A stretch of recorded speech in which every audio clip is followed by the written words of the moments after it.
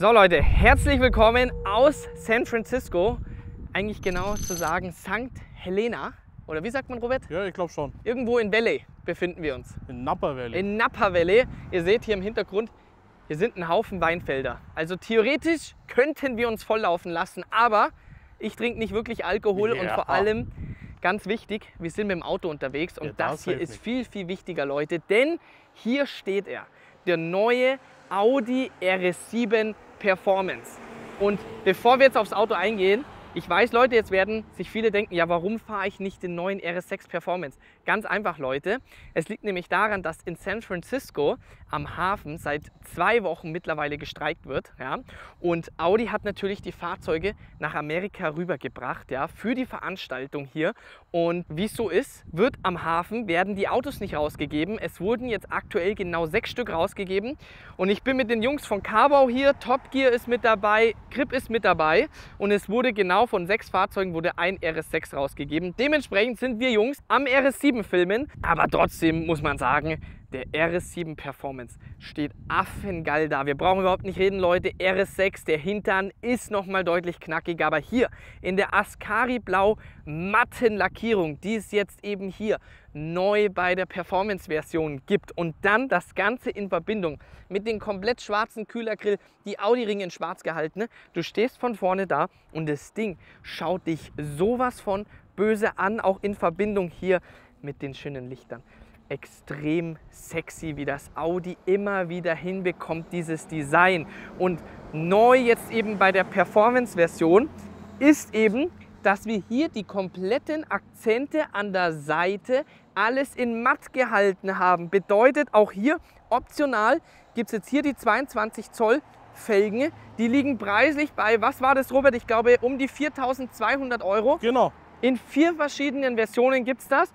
Neu auch jetzt hier die Continental-Reifen. Darauf kann ich leider nicht eingehen, Leute, weil da kenne ich mich nicht aus, weil ich bin nur spezialisiert auf Michelin und Pirelli-Reifen. Dementsprechend, wir werden mal sehen, wie hier dieser neue Continental-Reifen speziell entwickelt auf den RS6, RS7 Performance, wie der so kleben wird. Wir haben natürlich auch die Keramikbremse mit am Start, die es optional gibt. Und wenn wir jetzt hier gerade stehen, 600 PS, 800 Newtonmeter Serie beim RS6. Hier haben wir eine Leistungssteigerung und zwar 30 PS mehr, 630 PS und 50 Newtonmeter, 850 Newtonmeter statt 3,6 jetzt 3,4 Sekunden.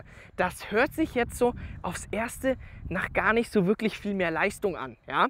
Aber man muss dazu sagen, Audi hat nicht einfach nur hier Software angepasst und Leistung hoch, sondern die haben komplett neue Turbolader verbaut. Größere Turbolader bedeutet, der Ladedruck ist von 2,4 auf 2,6 Bar gesteigert worden. Und ich kann mir sehr gut vorstellen, dass hier vor allem beim Durchbeschleunigen schon ein gutes Stück mehr geht. Leichter sind wir auch ein bisschen geworden. Es sind genau 8 Kilo geworden. Pro Felge sparen wir hier 5 Kilo plus dann das Dämmmaterial sind 8 Kilo. Insgesamt hier 20 Kilo, aber natürlich hier und da ist er ein bisschen schwerer geworden. Also unterm Strich 8 Kilo leichter als der normale RS7. Hey, leck mir am Arsch, du! Wo sind wir stehen geblieben, Robert? Beim RS7. Beim RS7 sind wir stehen geblieben. So, wir arbeiten uns mal ein bisschen nach hinten, Leute. Und hier geht es nämlich jetzt weiter. Daran merken wir, dass es sich an der Performance-Version handelt. Und zwar haben wir hier alles schön in matt gehalten, was ich sehr sexy finde, in Verbindung auch hier mit der matten Lackierung. Und jetzt kommen wir nämlich mal nach hier hinten. Also klar, Leute, ihr wisst, also was den Hintern vom RS6 angeht, kann nichts übertreffen. Aber trotzdem hier RS7. Zieht euch das mal rein, wie breitbullig der dasteht und vor allem dann hier auch Performance-Modell, erkennst du hier wieder, dass wir das Ganze in matt gehalten haben. Trotzdem ein bisschen schade, finde ich. Das macht nämlich BMW sehr gut und auch Mercedes sehr gut. Und zwar wirklich unterscheiden zwischen Competition-Version oder eben S-Version. Und ich finde, da hätte man schon irgendwie noch so ein bisschen ein kleines Detail hinmachen können. Einfach nochmal für die Exklusivität für den Kunden, um zu zeigen, okay, hier ist die Performance-Version am Start. Nichtsdestotrotz, was natürlich auch neu ist, wir haben ein neues Differential verbaut und Audi verspricht weniger Untersteuern als beim normalen RS6, RS7. Das werden wir selbstverständlich testen. Robert, habe ich irgendwas vergessen von außen zu sagen? Nee, du hast auf jeden Fall sehr gut erklärt, muss ich sagen. Ja? Ja. Ja, heute bin ich richtig motiviert, Leute. Denn, was man nämlich noch sagen muss, der Material minus 8 Kilo und Audi hat zu mir gesagt, soundtechnisch hat sich hier nämlich auch was getan. Und ich würde sagen, wir setzen uns jetzt rein. Und was machen wir jetzt, Robert? Eine Abfahrt, oder? Jalle Abfahrt. Und ihr seht, da vorne geht es einen Berg hoch. Wir fahren jetzt erstmal entspannt dahin und dann geben wir Gas. Also, auf geht's. Okay, ja. Der bollert sogar. Das Ey. find ich toll. Okay, nochmal aus. Das muss ich jetzt nochmal anhören. Leute, das Ding hat OPF. Okay, das finde ich schön. Wie geil ist das denn? Es bollert wieder, Leute. Was ist da denn los? Das war ja komplett weg über die letzten Jahre und wir haben hier OPF am Start, ja? So, wir fahren jetzt los, aber wir gehen jetzt trotzdem erstmal wieder in den Komfortmodus. Dynamic. Übrigens, Leute, da geht es jetzt nämlich schon los. Gegenüber RS e-tron GT. Und zwar, wir sitzen ja hier in einem RS-Modell. RS e-tron GT, das ist wirklich so ein Thema. Und zwar hier sitzen wir im RS6 bzw. RS7. Wir haben hier unsere RS-Taste wieder so, wie wir es eben haben wollen. RS1, RS2, genauso wie wir es haben wollen, wenn wir in einem RS-Modell sitzen. So, wir können losfahren.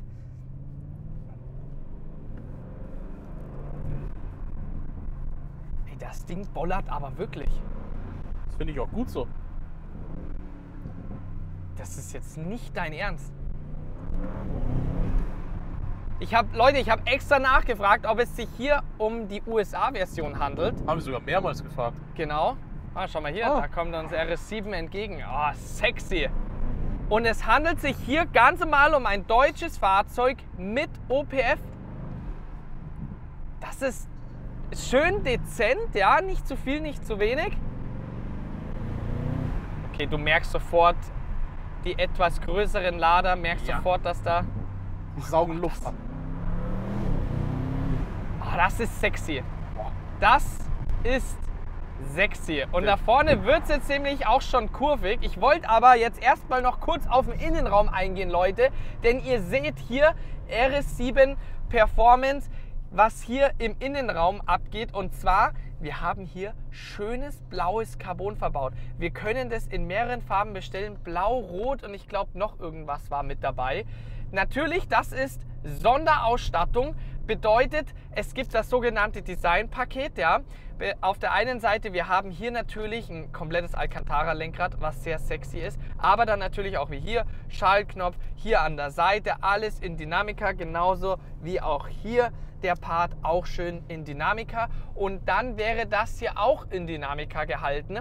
Allerdings ist das hier zusätzlich noch das Carbon-Paket mit dazu. Das kostet nochmal 900 €. Das Design-Paket Plus kostet, glaube ich, irgendwas um die, was war das, glaube ich, 1900 € um den Dreh und dann nochmal hier diese 900 € dazu. Aber das ist auf jeden Fall ein Muss, wenn du hier dir das Performance-Modell zulegst, weil ihr seht, das ist natürlich hier, sieht das erstens deutlich sportlicher aus, aber natürlich auch nochmal deutlich mehr sexy. Und allein auch hier komplett der Dachhimmel, alles in den Dynamica-Material gehalten.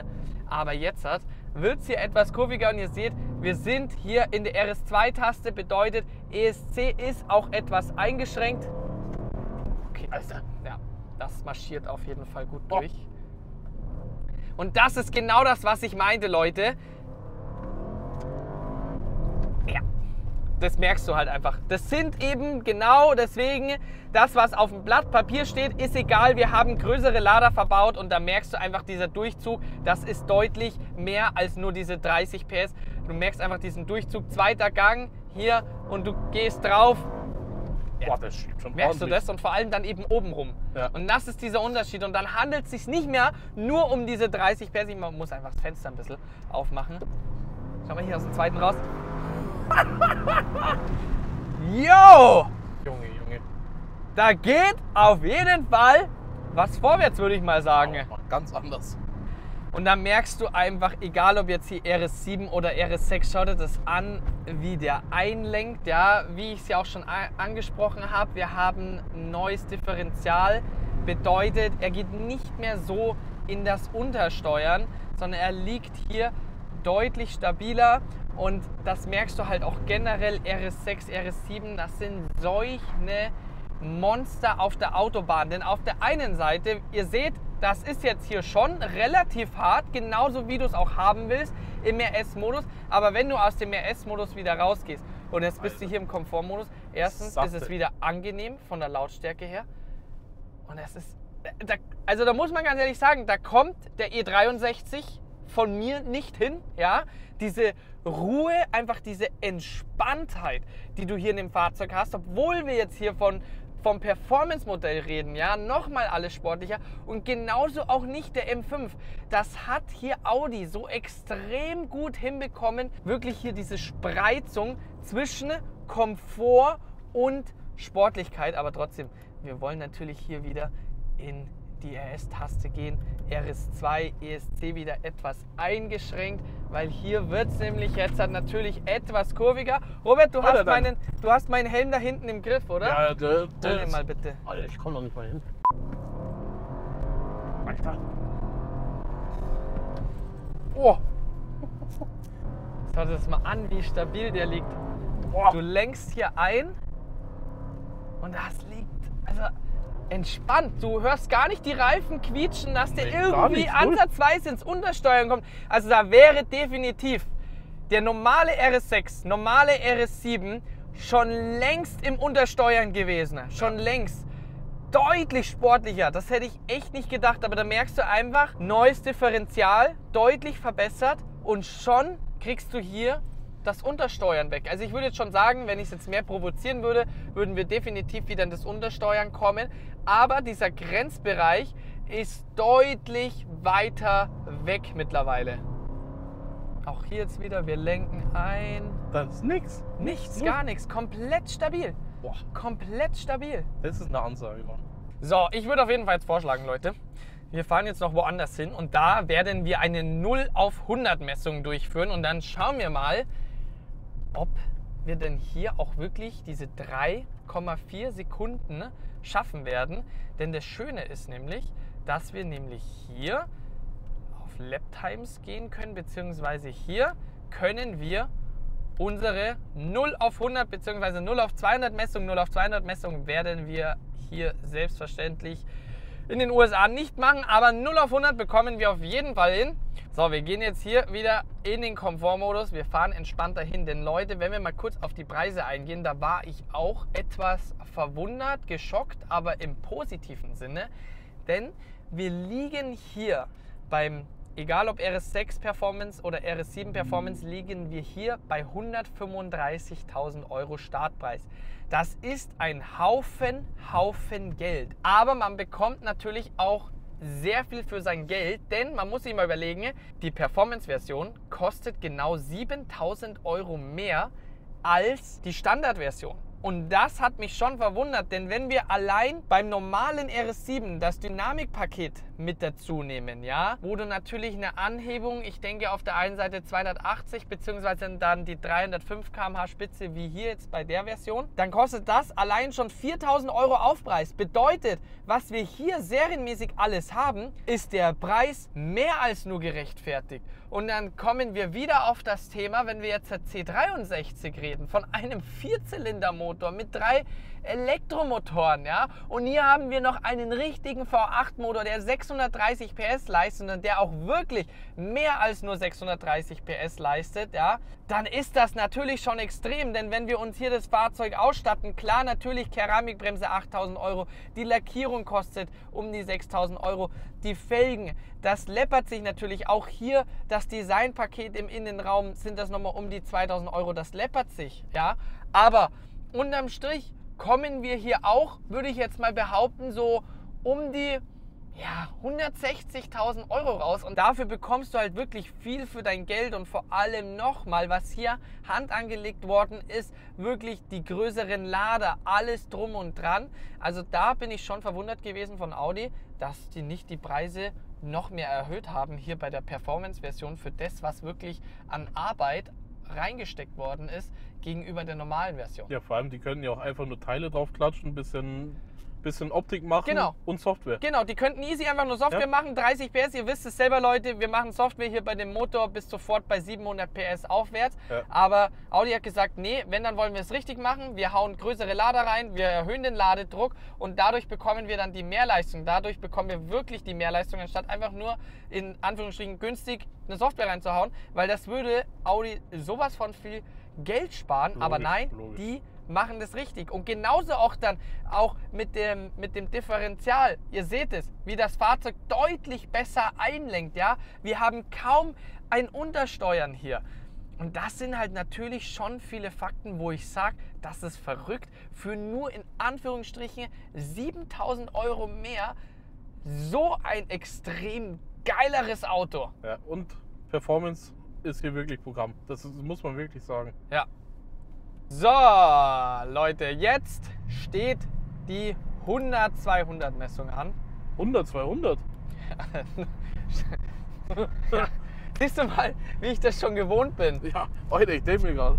So, und jetzt schauen wir doch mal, ob wir die 3,4 Sekunden hinbekommen. Und los geht's. Oh, heilige Scheiße. Okay, das war noch nicht richtig gemessen. Das war noch nicht richtig gemessen. Ich bin nämlich zu früh von der Bremse runtergegangen. Ja. Der hat nämlich schon gemessen, als wir losgerollt sind. Ja, das war definitiv gerade ein Fail von mir. Ja, dementsprechend müssen wir nochmal neu machen. So, dann probieren wir es nochmal. Alter, Ready, Robert? ich bin ready. Oder? Und los geht's. Alter! Was? Was? Hä? 3 Sekunden! Was? Okay, das ist krank. Hä, der ist mit 3,4 angegeben. Der oder? ist mit 3,4 Sekunden angegeben und wir sind zu zweit im Auto. Okay.